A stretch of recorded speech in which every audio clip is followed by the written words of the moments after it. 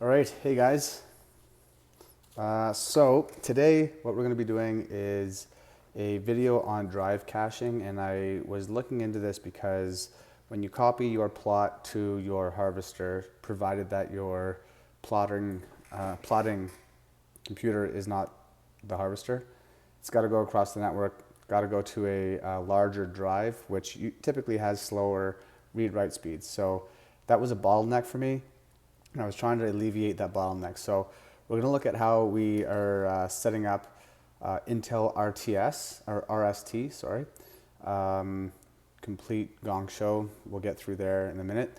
I do not have a follow-up on the farmers only video yet, because during this RST setup caching stuff, I had to format my full node like 10 times. It was a disaster. Anyway, stay along for the ride, and we'll go through that on how to slightly improve your transfer speeds to a mechanical hard drive.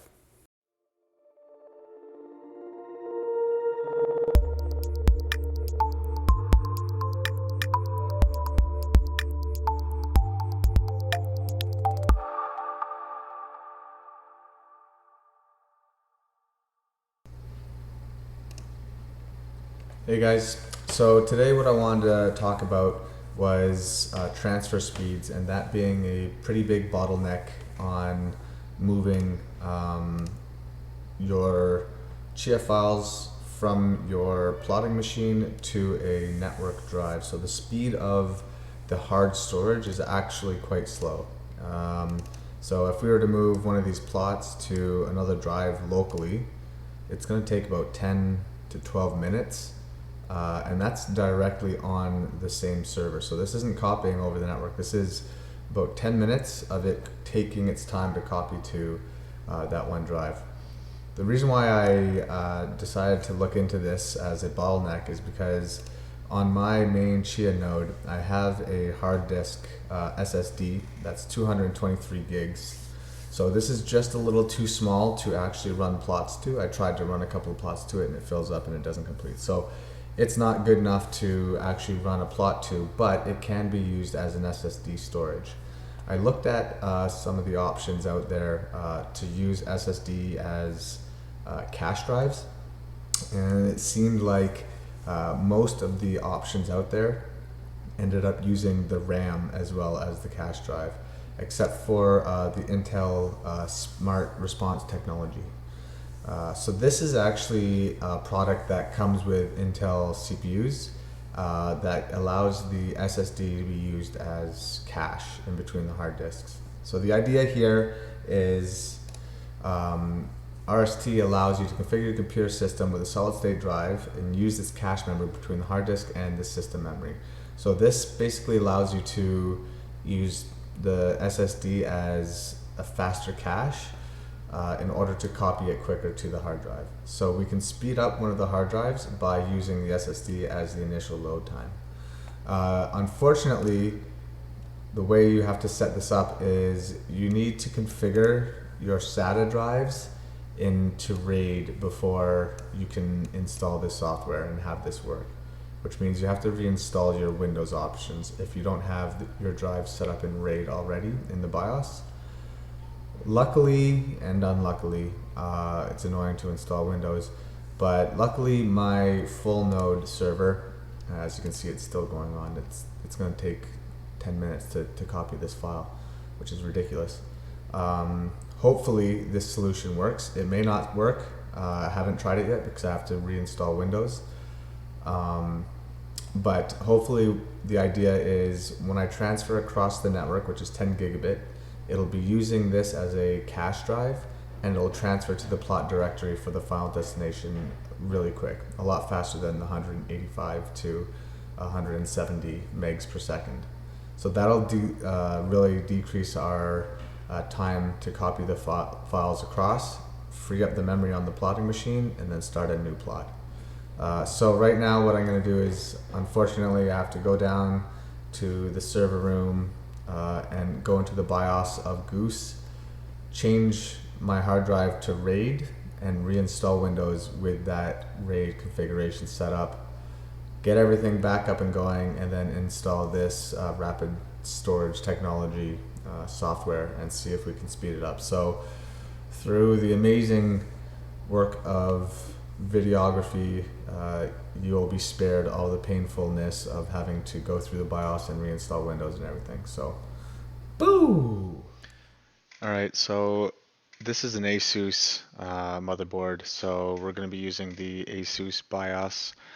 You got to go into the advanced configuration mode in order to be able to find the SATA configuration and change it to RAID. So once you're in the advanced, click on the SATA mode.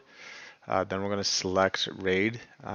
This is going to make it so that your hard drive actually won't be able to read the current Windows install, and it's going to have to be reinstalled, which is what we're going to be doing next.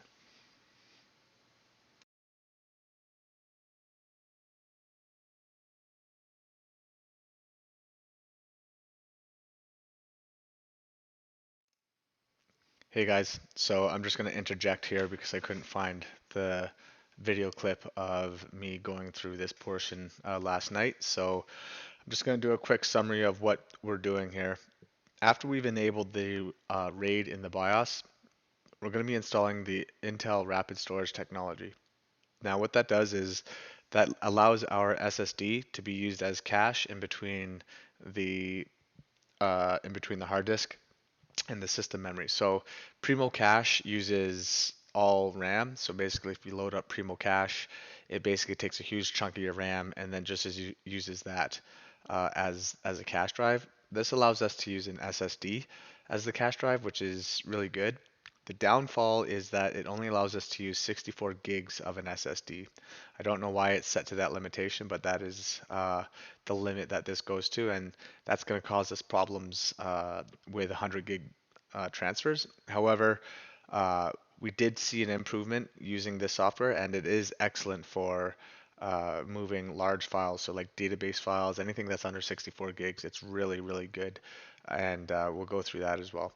So the issue that I ran into was that the latest version of this software, um, since it was deprecated, the latest driver is higher than the version of the software. So if you download the latest driver, the software is not going to be able to start up because it's going to say it's on an older version of the software to upgrade.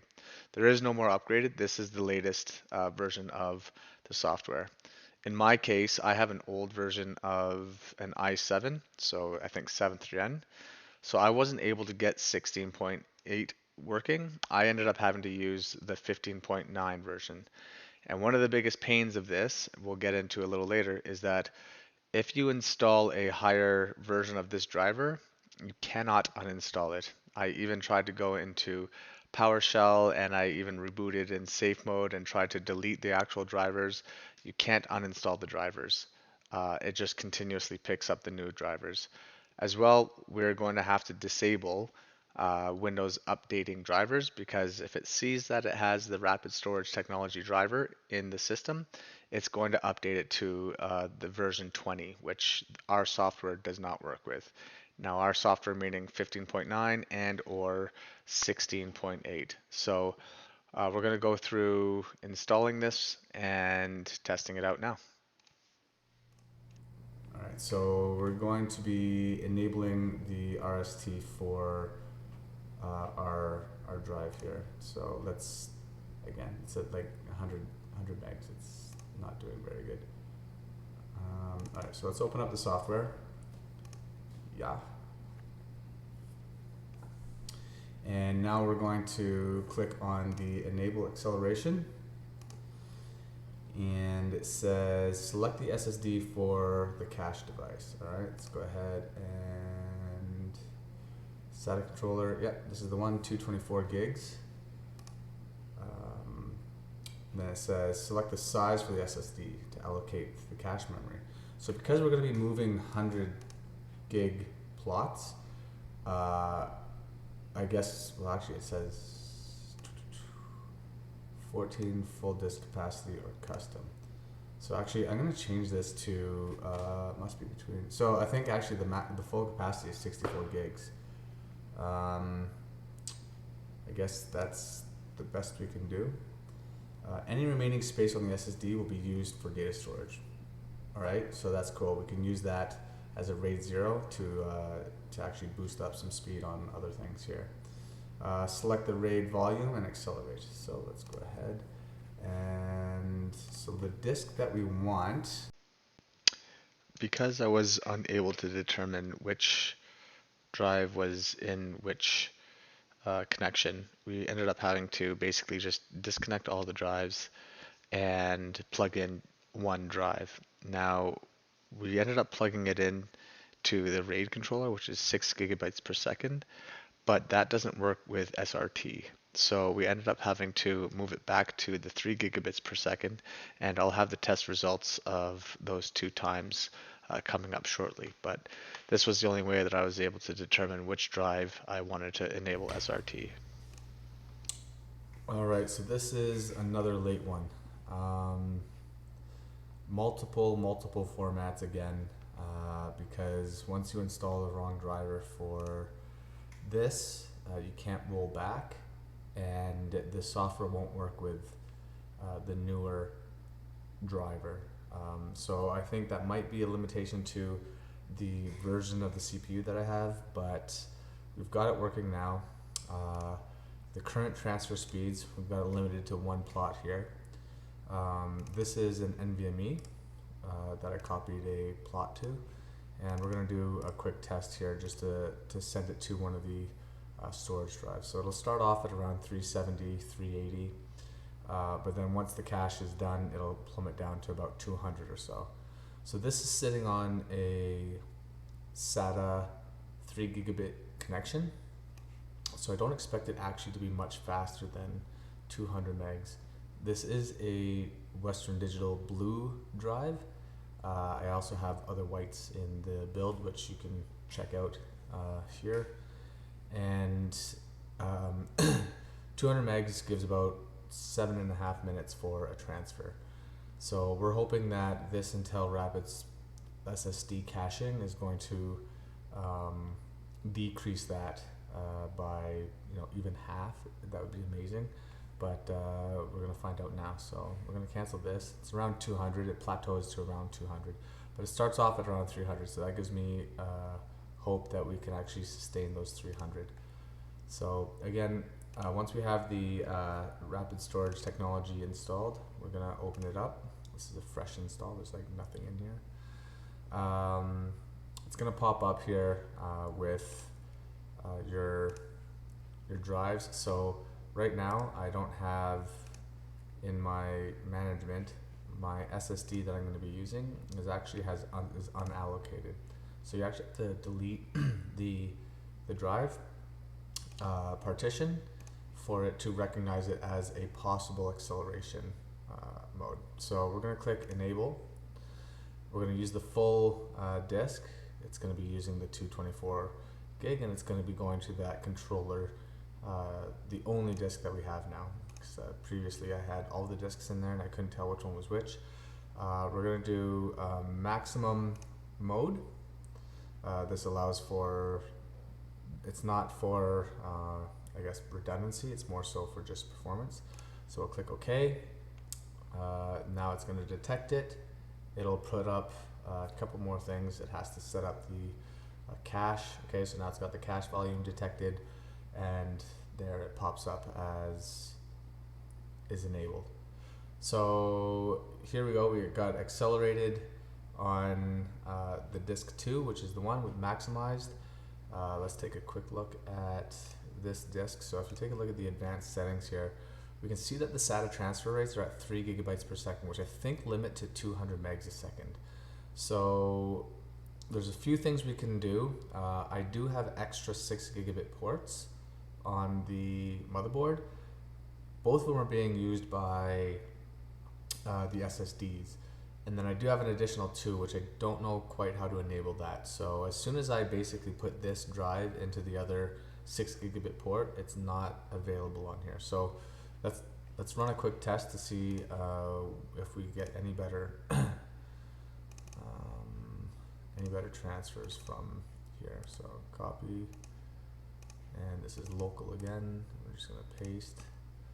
So let's see if this is all right. 372, 372, 371.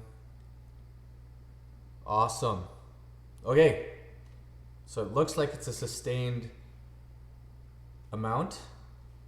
I don't know if that's going to drop off real quick, but this is way better results than what we were having. So we are around 200 right now, and this is hitting at about 365, 370. Now let's take a look at our task manager to see what's going on.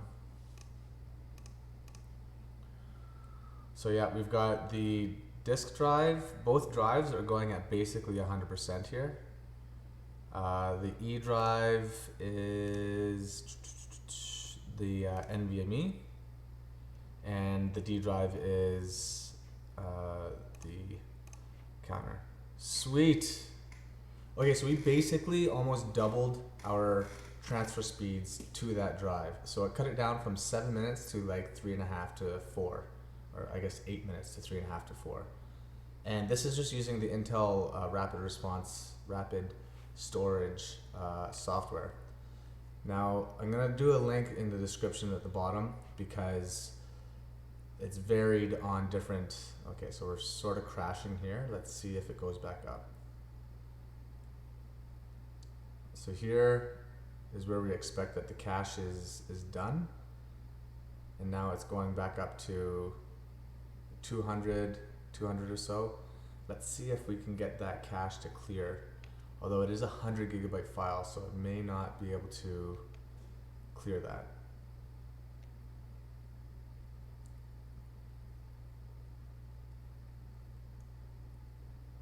I'm wondering if we can actually increase this RAM drive to 100 gigabytes, because the plots that we're going to be moving are about 100 gigabytes. So this, for the first 64 gigs, it went 370 megs per second, and then it sort of bottomed out to 200. So this is really good for smaller files. I mean, this will blaze for smaller files, but with a gigabyte file transfer, we're going to need to increase the cache on that drive. So let's see if we can actually increase that cache drive. Newsflash, we do not. So the space that is allocated on the SSD for the cache is static at 65, and there's no way to do a regedit or anything like that to kind of push that to a 100 gig limit. So we're stuck with the 65 gigs. I also tried to use Primo Cache alongside the RST. However, it didn't work very well, and Primo Cache takes up an insane amount of RAM. It just literally loads everything into RAM, and in fact, it doesn't even really work for this application in reality. I tried it and there was no actual benefit whatsoever. So with RST, if you can get it up and running without having the heartaches that I had, which were, you know, the older generation CPUs and the older generation software not working with the newer generation drivers. If you can just get it up and running by just double clicking on the install and letting it run, that I would definitely suggest you have running on your harvester, because you'll save about a minute per plot size, per plot transfer. And with hundreds and hundreds of plots, that's a lot of time that's saved. So it is worth it if it's just the double click of a button and install, click, click, click, and set it up. Especially if you have a spare SSD that can't be used for plotting too, which is what I had, which was the 240. It's not big enough to be able to run plotting to. So I say this is a success. It's not as big of a success as I wanted, but you can see here in the results where the cache outlasts significantly the original cache of the drive. So it basically gets to, you know, almost a third of the way to the end of the file. So if I am able to find any more tweaks that will allow us to kind of elongate this or store it somewhere else before it crashes down on the actual hard drive cache, then I'll let you guys know. There should be a video coming up with the update for the farmers only because I had to wipe out my computer about 10 times, I lost the logs that I was collecting for the farmer only install with farmers attached and without farmers attached. So that will be the next video that comes up. I hope you like this. Subscribe, smash that like button, and I hope to release two new videos coming out. One is going to be the creation and the build log for Maverick, Goose, and Viper. I may not have Viper in there, but I'll have some images. But anyways, I'll do a build log of how I built those three servers, as well as the follow up to the farmers only install. And hopefully we will be having some pools in the coming future. Thank you. Enjoy, and we'll talk to you later.